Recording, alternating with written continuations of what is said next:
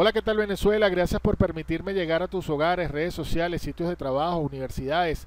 Aquí estamos de vuelta en el estudio de lapatilla.com y en esta oportunidad, en la entrevista, tenemos al profesor universitario, consultor económico, economista, Alexander Guerrero, que vía Skype nos va a ahondar, a ampliar información sobre cómo estamos económicamente y financieramente acá en nuestro país. Profesor, muchísimas gracias por estar con nosotros en ¿Qué tal? lapatilla.com y ¿Qué tal? quisiera ¿Cómo estás, Daniel? Bueno, muy, bueno. muy bien, Sí, gracias a Dios, todo muy bien ante la adversidad. Profesor, bueno, sí. requerimos de su análisis de cómo está la situación financiera del país. No sé si primero empezar por el tema de PDVSA, cómo se encuentra la estatal petrolera, Sí, la industria del oro negro. es durante años PDVSA le ponía los ingresos petroleros al país. De alguna forma, el gobierno recibía un volumen de ingresos que podía estar entre el 60 y 50% del gasto público. Todo lo que es el ingreso fiscal, además de los impuestos que la gente paga normalmente y otros ingresos que pueda tener el gobierno. PDVSA aportaba el de 50 a 60%. Ya eso no existe. Eso simplemente desapareció. El aporte fiscal de PDVSA es cero, podemos decirlo francamente. La industria está bajo colapso y los recursos que PDVSA apenas puede conseguir eh, pagan su deuda, la que pueden pagar, y tratan de mantener un poco la producción de lo que ellos, hasta donde ellos pueden. El- la caída de la producción continuamente desde hará hace unos 10 años aproximadamente, va por el 1.300.000 barriles que se han perdido, que no se producen, y seguimos cayendo de manera fuerte. Se espera en el mercado internacional que Venezuela pierda este año entre 350.000 y 700.000 barriles diarios de producción. Es decir, podemos decirlo sin ningún tipo de duda, la industria petrolera venezolana está quebrada. Según su criterio y según lo que acaba de decir, ¿cuál considera usted que pudieron haber sido las causas que llevaron a que la estatal petrolera fuese en declive? Sí, hubo unos cambios en el año 99 cuando se aprobó la Constitución, donde se cambia lo que llamamos el mecanismo de captura de la renta del petróleo. Vamos a definirle a la gente renta rápidamente del petróleo. Es más o menos la diferencia de lo que produce la industria en sí, costos que se requieren para que el barril del petróleo pueda salir, producirse, refinarse, etcétera, y el volumen total de los ingresos. Esa diferencia es la que captura el gobierno a través de tres mecanismos. Una es la regalía o el royalty, la otra son los impuestos y un tercero que serían dividendos, ganancias de la corporación petrolera que es el Estado. Esas tres formas de ingreso desaparecieron por cuanto lo que recibe la empresa petrolera de casualidad paga su existencia como empresa, pero tanto que no la paga, que su producción ha venido cayendo. Lo que vemos en las estadísticas, el descenso es porque no se está invirtiendo. Lo que quiere decir que no queda fondos suficientes en la producción de petróleo y en el ingreso petrolero para mantenerla a ella misma. El mecanismo de captura que se ejecuta en la Constitución mudó de manera directa la renta del petróleo al gobierno. Es decir, recordémosle a la gente que Ramírez o el presidente de PDVSA también es el ministro de hidrocarburos. Es decir, Fue correcto. el que es presidente está sentado en el gabinete. Es obvio que allí está sentado como ministro, pero no como presidente de PDVSA. Pero es al mismo tiempo el presidente de PDVSA. Lo que quiere decir que sus intereses, en todo caso, como como miembro del gabinete, son más del gobierno. Y el gobierno es el que captura la renta.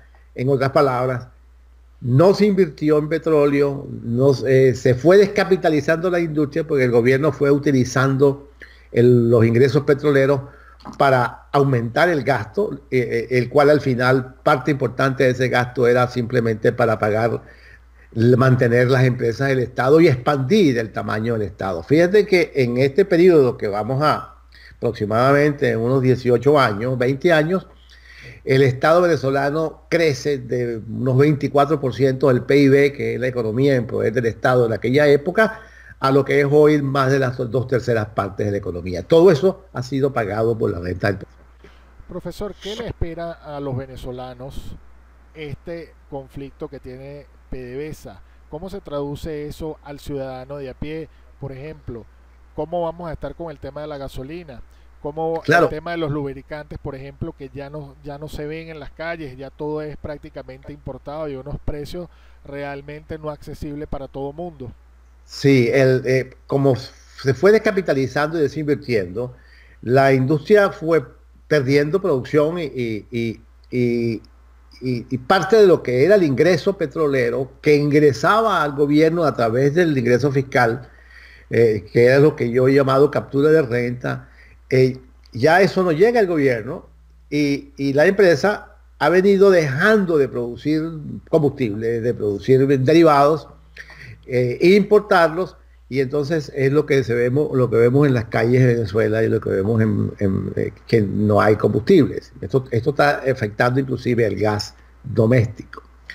Eh, eso, por eso te lo pongo como una palabra bastante fuerte, una especie de proceso de ruina o de quiebra de la industria, que ya no es, podemos decirle, probablemente entre un 25 o 30% de lo que era la industria hace 20 años.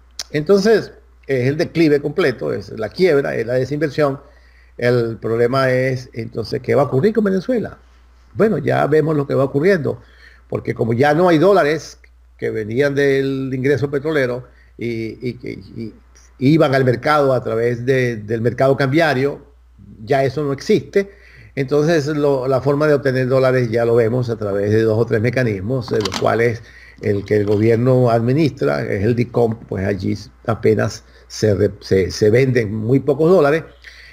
Nada, el mercado, todo lo que requiere lo va a buscar en el mercado paralelo, donde va a tener un dólar en 400.000 bolívares, que es 10 veces aproximadamente el precio del DICOM. Lo quiero atajar ahí, profesor. Realmente, aunque es un dólar que no es legal, que no es oficial, mejor dicho, realmente el valor de ese dólar está en el margen o hay o pudiese decirse que hay una especulación con respecto al precio de ese dólar no oficial, de ese No, y dólar lo no que legal. como lo dijiste, está en el margen, es decir, ese es el precio de lo que cuesta un dólar. Es decir, ese es un mercado que es libre. Es un arbitraje, esencialmente, son cientos o miles de precios que se consiguen. Si tú vas a comprar 10.000 dólares, te van a dar un precio a través de los esquemas, sea en las mesas de dinero, donde se va a producir la operación, o bien sea a través de la compra directa personal a cualquiera que lo esté vendiendo, los tenga. Todas esas operaciones no se hacen dentro de Venezuela, se hacen offshore, fuera de Venezuela. No son ilegales, por cuanto no se hacen violando la ley venezolana. Es decir, la gente va a comprar un dólar afuera, para ponerlo de estos términos. Si yo necesito unos dólares, tú necesitas dólares, tú los compras afuera. En el mercado paralelo es un mercado simplemente fuera de Venezuela, que lleva dos transacciones. Una allá donde los dólares se encuentran, que es fuera de Venezuela, y otra dentro de Venezuela, que es el intercambio de bolívares, que hace posible que aquellos dólares también intercambien de banca. Profesor, ¿cómo están nuestras reservas internacionales? No, ese es otro de los grandes problemas, porque la única fuente de ingresos de reservas internacionales es el petróleo, el 98% de la fuente, pero cuando ya el petróleo no produce, te podrás imaginar si la carrera, o sea, el trayecto de un dólar petrolero cuando iba al mercado cambiario es vendérselo al Banco Central, recibir bolívares, con esos bolívares entonces pagaba los impuestos, las regalías y todo el ingreso fiscal petrolero, lo pagaba PDVSA al Estado, a la República.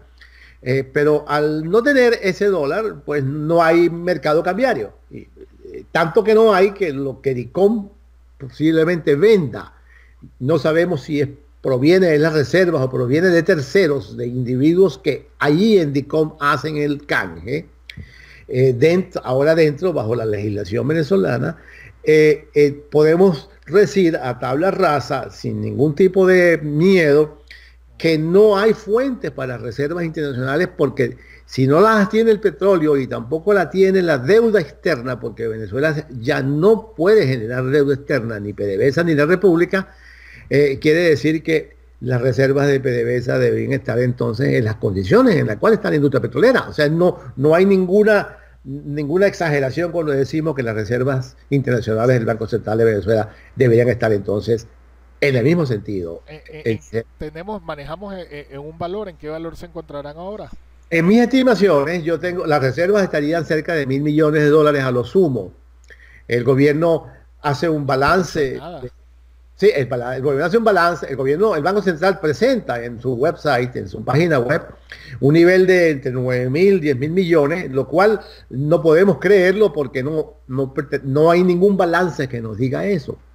Tanto es que no hay ningún balance que no hay conexión institucional normal entre el Banco Central de Venezuela y el Fondo Monetario Internacional.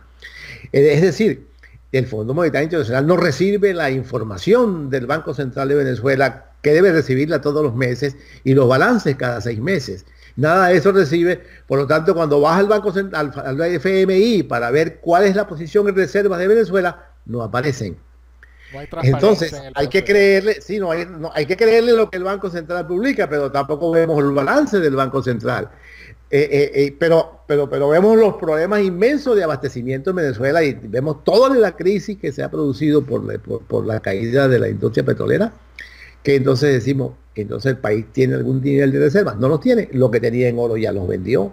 Ahí quería tocar ese punto también, sí. Profesor. ¿Qué pasa con los metales preciosos? Me gustaría si podemos ser un poquito más breve con las explicaciones para poder responder varias aristas, sí. ¿No? Fíjate el problema. El oro se trajo a Venezuela en el 2011, perdón. Se repatrió. Razones realmente no había ninguna, pero el presidente Chávez quería el oro en Caracas, en las bóvedas del Banco Central. Esa operación técnicamente se le conoce como desmonetización de las reservas. El oro monetario simplemente se desmonetiza porque, como sale de la institución financiera donde se encontraba en custodia, abandona eso y se va a Venezuela, donde no existe mercado de oro, donde el Banco Central no es custodia. Entonces ese oro simplemente se convierte en oro que está en Caracas, en la bóveda, que el gobierno de Venezuela y el Banco Central dice que está allí, pero no sabemos. Eso el mercado internacional realmente no lo sabe. Registrando las estadísticas de exportación de Venezuela de oro y de importación de algunas partes del mundo donde refinan el oro y donde se vende el oro, uno consigue que el oro de Venezuela, la mayoría, cerca de $7.000 millones, han sido exportados a Suiza, a Alemania, a Inglaterra, otras partes, a Rusia y a China, donde eventualmente pues el Banco Central ha hecho operaciones de pignoración y de canje a cambio de créditos que han sido ya inclusive gastados. ¿Y qué está pasando con lo que se está produciendo en Venezuela, con lo que se hace, por ejemplo, en territorio de Guayana, por ejemplo? Ahí hay un problemita que, vamos a decir, damos una explicación que la gente no los entienda, la gente que no tiene acceso a estos detalles técnicos. Allí tú produces oro, el del Estado es el que lo compra, a todo el que lo produce, y ese oro tiene luego que ser refinado y procesado a una calidad de pureza tal cual como lo pide el mercado internacional. Pero lo que se hace en Venezuela es un nivel de pureza entre 70 y 80%, que no es oro monetario, no es oro de mercado internacional, es oro todavía bruto, todavía necesita refinación. Y entonces, para poder ver que ese oro realmente está haciéndose algo, tiene que ir a las estadísticas de comercio exterior venezolanas para ver cuánto oro se ha exportado. Y allí debe aparecer entonces las estadísticas. Se exportaron tantos oros de 80%, 70% de pureza de oro. y ese oro entonces va a ir a un sitio, en Europa fundamentalmente, a Suiza, que es el país de Inglaterra, donde va a aumentarse la pureza hasta 103%, que es lo que el mercado internacional te pide por el oro. Cuando tú revisas las estadísticas de exportación de oro venezolana, pues no aparece nada. Lo que quiere decir que, bueno, Venezuela está produciendo oro, pero no llega a las reservas, no lo compra el Banco Central porque no aparecen las estadísticas. Porque es muy sencillo, si Venezuela exporta oro, entonces en las estadísticas internacionales del Consejo Mundial de Oro aparecerían entonces las exportaciones de oro a Venezuela, pero eso no aparece. Profesor, ya tenemos que despedirnos, no quisiera hacerlo sin preguntarle qué nos depara. Estamos comenzando el segundo trimestre del año, ¿cómo vamos a terminar el primer semestre? ¿Qué les espera a los venezolanos con esta crisis? Y puntualmente, en una nueva república o en una nueva estructura de gobierno, ¿vale la pena salvar a PDVSA o cerrarla y abrir una compañía nueva? Bueno, problemas que vamos a tener, vamos a comenzar primero por PDVSA. El problema que vamos a tener, el Estado tiene un grave problema. Es el dueño del 70% de la economía, entre ellos de todo lo que la industria petrolera la ha llevado a grado de quiebra. Es decir, los estados no se encargan de producir bienes y servicios para la sociedad. Los estados simplemente son unas estructuras sobre donde se establece el poder político de acuerdo al régimen, digamos, republicano que tenemos. Eso hay que privatizarlo todo. Es decir, la única forma de que nosotros volvamos a tener probablemente empresas petroleras que vengan inversionistas internacionales y nacionales, esto en manos de privados. Es la única forma como vamos a poder medir si Venezuela puede seguir siendo un país exportador de petróleo. En las condiciones en manos del Estado, esto simplemente ha colapsado. Pero esto ha pasado con CBG, esto ha pasado con electricidad, esto ha pasado con teléfonos, comunicaciones. TV, claro. Eso ha pasado con todas las empresas. De Caracas, sí. Con todas las empresas que el Estado ha tenido bajo su control, ha pasado eso, todo eso debe privatizarse. Las tierras tienen que volver a manos privadas. Yo lo pongo en estos términos: bosques, aguas, mares, a manos privadas. Por ejemplo, si nosotros queremos sacar electricidad del Guri, el Guri tiene que ser privatizado, incluido el lago, porque solamente en manos privadas se va a poder mantener y conservar el lago, que es una fuente importante de energía. Un número importante de lo que se produce de energía, de lo que se consume en Venezuela, viene del Guri. Pero ya no es tanto como antes, ahora el racionamiento es global venezolano. Es decir, todo lo que son servicios públicos, empresas en poder del Estado, todo eso tiene que ir al mercado privado para reducir el tamaño del Estado y entonces hacerlo fiscalmente viable. El Estado es dueño de tantas cosas que no sirven, que están en ruina, y lo hace fiscalmente inviable. Esos 400.000 bolívares que se está pagando por $1 es parte de este problema de un Estado que es obeso, mórbido, que engordó hasta un punto en el cual lo que él produce no lo sostiene, sino que está, si se quiere, aquí tambaleando de pies por los impuestos que produce el ciudadano.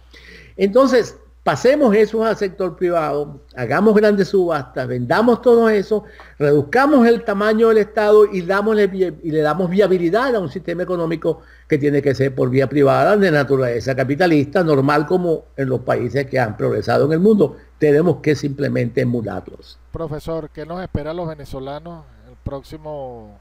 Estamos en el segundo trimestre del año. Sí, la economía seguirá contrayéndose. Mis estimaciones de contracción para este año están entre el 14 y 16% negativo. Vemos que en los últimos 5 años, 6 años... Va a aumentar pobreza, va a aumentar desempleo. Sí, va a aumentar la pobreza, pero fíjate lo interesante de todo esto es que el tamaño de nuestra economía hoy es apenas la tercera parte de lo que era hace 10 años. Es decir, somos muchísimo más pobres, las posibilidades de salir de la pobreza son prácticamente limitadas, ninguna, es decir, porque todo colapsó en manos del Estado. Entonces, en las sociedades tú tienes que retornar a los ciudadanos, hacerlos empoderarlos, que sean dueños, que compren lo que tienen que comprar y entonces ellos se pongan a producir.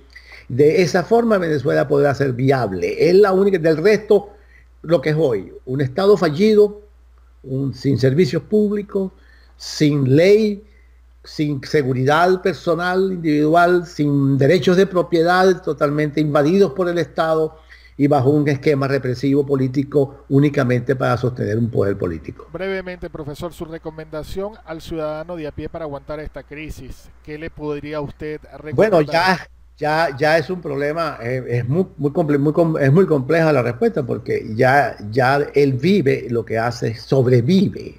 Ahora hay una bolsa y una caja de comida y entonces él sobrevive, las 3/4 de la población sobreviven para tener acceso a eso. Se han hecho, se les llama la sociedad de la servidumbre, donde el individuo se hace siervo o servil del Estado a través del gobierno. Y entonces esa relación política que es de empobrecimiento cada vez es más fuerte por vía de represión política que se hace a través de militar y de factores policiales. En esas condiciones lo que vendrá es más empobrecimiento, desafortunadamente. ¿Cree Alexander Guerrero en una nueva Venezuela? ¿Cree Alexander Guerrero que Venezuela va a tener en algún momento un cambio de gobierno, que Venezuela va a prosperar? Bueno, por supuesto que sí, y la gran fe es en los hombres jóvenes, en la juventud venezolana, que ya sabe que no hay país para el futuro si no desecha la actual dirigencia política. Ambas, la que se llama gobierno y la que se llama oposición, porque ahí tienen lo que han hecho. Un gobierno por un lado y una oposición por otro lado, que no ha sabido enfrentar el problema político y económico y social venezolano. Y entonces ahora simplemente la juventud que ahora conoce el país que le dejan, que tiene, la única forma entonces es cambiar este régimen de socialismo, ir a un régimen privado, capitalista, y entonces ellos que sean los líderes porque ellos lo comprenden realmente. O sea, la juventud venezolana es la única que comprende exactamente qué cosas hay que hacer en Venezuela. El resabio político del dirigente viejo político venezolano, esté en oposición, esté en el gobierno, mira lo que nos ha dejado. Mira lo que le dejamos a los jóvenes, prácticamente nada. La creencia entonces de que nuestro país vuelva a ser un país realmente para vivir está en las manos y en la inteligencia de estos jóvenes. Muchísimas gracias, profesor Alexander Guerrero, por haber compartido estos minutos con nosotros. Que la ciudadanía saque sus propias conclusiones. Trabajamos para usted en este espacio Eduardo Ríos y quien tuvo el placer de haberlos acompañado, Daniel Guillermo Colina. Será hasta una próxima oportunidad. Que tengan un feliz inicio de semana. Pásenla bien.